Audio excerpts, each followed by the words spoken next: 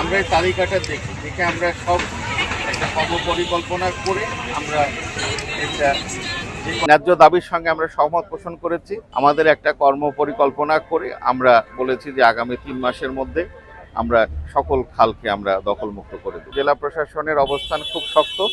আপনারা দেখেছেন যে ইতিমধ্যে আমরা রেল ভাসানী নামে একটি খালকে আমরা উন্মুক্ত করে দিয়েছি। এটি একটি কন্টিনিউয়াল প্রসেস।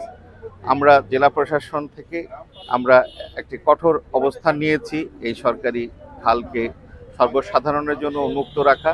ফ্যাসিস্ট বিদায় নিয়েছে সঠিক, কিন্তু সেই দখলমুক্ত আমরা এখনো সম্পূর্ণভাবে করতে পারিনি, আমরা ব্যর্থ হয়েছি। আমরা চাই উদ্যোগ গ্রহণ করেছি, পদক্ষেপ গ্রহণ করেছি, বিভিন্ন জায়গায় ইতিমধ্যেই আমরা জলাধার দখলমুক্ত করার চেষ্টা করেছি, সফল হয়েছি। এজন্য সংশ্লিষ্ট সকল দপ্তর সহ সব জায়গায় প্রশাসনের পক্ষ থেকে এবং আমাদের পক্ষ থেকে আমরা নির্দেশনা পাঠাবো, খুব স্বল্প সময়ের মধ্যেই সমস্ত সরকারি খালগুলো যেন দখলমুক্ত করা হয়। সেই সরকারি খালগুলো মানুষ ব্যক্তি স্বার্থে ব্যবহার করছে, আমরা চাচ্ছি সেই খালগুলোর অবমুক্ত, এবং এই জন্য আমরা 3 দিনের অবস্থান কর্মসূচি করেছি। এবং আজকে আমরা একটুক্ষণ আগেই জানতে পারলাম ডিসি সাহেব আমাদের বলেছেন 3 মাসের মধ্যে কোনো পদক্ষেপ নেওয়া হবে।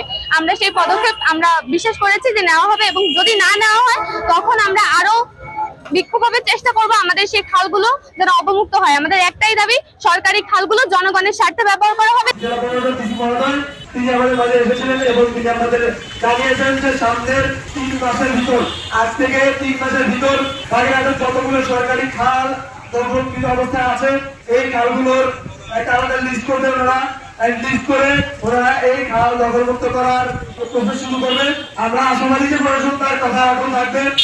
যদি প্রশাসন তার কথায় অটল না থাকতে পারে এবং প্রতিশ্রুতি ভঙ্গ করে বা প্রশাসন তার জায়গা ধরে ব্যর্থ হয়, তাহলে আমরা আরো বৃহৎ কর্মসূচির ডাক দিব ইনশাআল্লাহ। আজকে আমাদের ডিসি সাহেব তিনি কিন্তু আমাদেরকে জানিয়েছেন যে আগামী 3 মাসের ভিতর তারা এই পদক্ষেপ গ্রহণ করবেন, এবং যে দখলদাররা আছে তারা যদি স্বেচ্ছায় দখল মুক্ত করে না দেয় তাদের জন্য আইনানুগ যে ব্যবস্থা আছে সেই ব্যবস্থা গ্রহণ করবেন। আমরা 3 মাস পর্যবেক্ষণে রাখবো, যে আসলে নিয়মিত ফলো আপ করতে চাই যে কতটুকু অগ্রগতি হচ্ছে, এবং 3 মাস পরে যদি খালগুলো দখলমুক্ত করা না হয় তাহলে এর থেকে কঠিন কর্মসূচি দিতে আমরা বাধ্য হব।